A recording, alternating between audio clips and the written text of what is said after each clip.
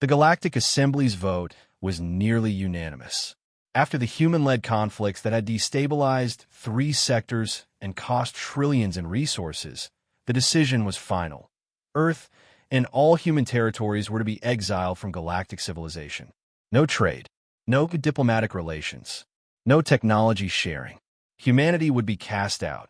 A quarantined species deemed too dangerous, too unpredictable, too fundamentally incompatible with galactic society.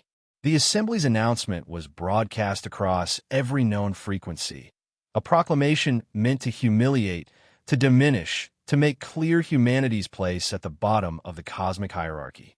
Admiral Helena Vasquez received the message in Earth's main command center. She read it once, then passed it to her officers. They watched her face for a reaction: anger, despair, defiance. Instead, she smiled. "Recall all diplomatic staff," Vasquez ordered calmly. "Begin Operation Exodus." Full implementation. Her officers exchanged confused glances. This wasn't the response they prepared for. What they didn't understand was that humanity had been planning for exile for years. While the galaxy presumed humans were desperate for acceptance, desperate for inclusion, humanity had been building something else entirely: independence. Over the next 72 hours, something extraordinary happened. Every human ship in galactic space began moving toward a single coordinate, a point in the galactic void far from established trade routes, far from the territories of the Assembly's member species. Not a retreat, a migration. The shipyards hidden across human space fired up their production lines to maximum capacity. Resource extraction facilities that had been operating under galactic limitations suddenly doubled their output. Military installations that had been constrained by Assembly regulations began full mobilization, but not for war. For construction. Humanity was building a civilization. The Thetian occupation force, considered among the finest in the galaxy, had expected a token resistance. Instead, they faced an enemy that fought with a ferocity they had never encountered. Humanity's ships moved with calculated aggression, their pilots pushing their vessels beyond safety margins that alien commanders deemed suicidal. But humans didn't flinch from that edge. They embraced it. The Thetian fleet was annihilated in 6 hours.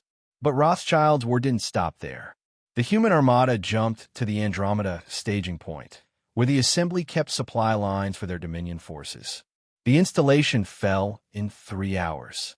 Then to the Krell border, neutral territory that had been routinely violated by galactic Assembly ships with no consequences. The humans liberated the space by destroying every Assembly installation within range. With each victory, something shifted in the galaxy's perception. The primitive Deathworlders weren't just fighting back, they were winning. The Assembly called an emergency session. Species that had never worked together suddenly coordinated. The Verdani, the Hegemony, the Thetians, the Krell, traditional rivals, united against the human threat. A coalition fleet was assembled, the largest military force ever gathered in recorded history. It was still smaller than humanity's armada. Rothschild received the coalition's ultimatum: stand down or face annihilation. He transmitted back a single message: come and try. The Battle of Sigma Gate lasted 72 hours.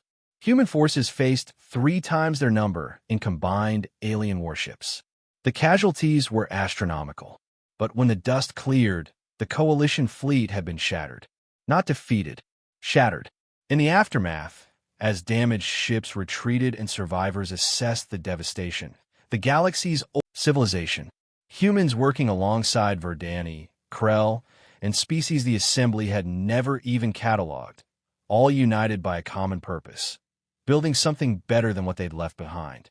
A message arrived from the Assembly.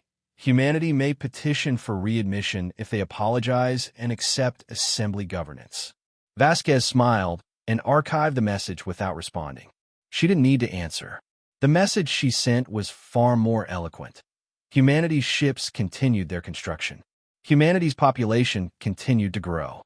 Humanity's civilization continued to expand. The galaxy had thought they were punishing humanity by cutting them off. They hadn't realized they were doing humanity a favor. Exile wasn't a cage. It was a launching pad,